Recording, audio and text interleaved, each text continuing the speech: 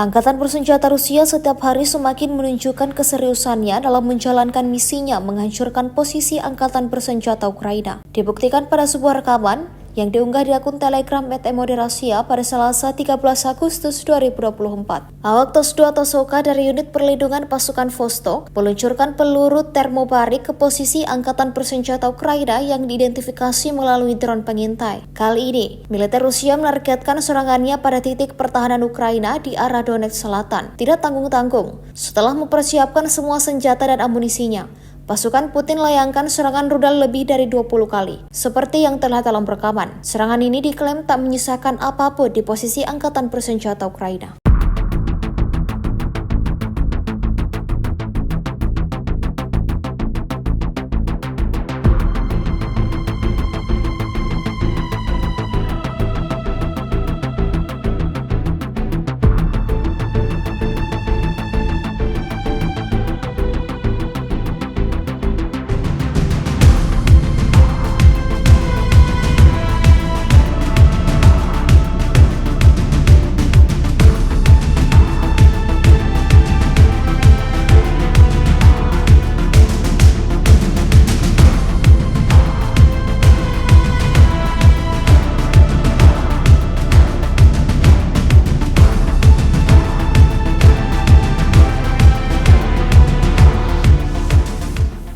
Download Tribun X sekarang, menghadirkan lokal menjadi Indonesia.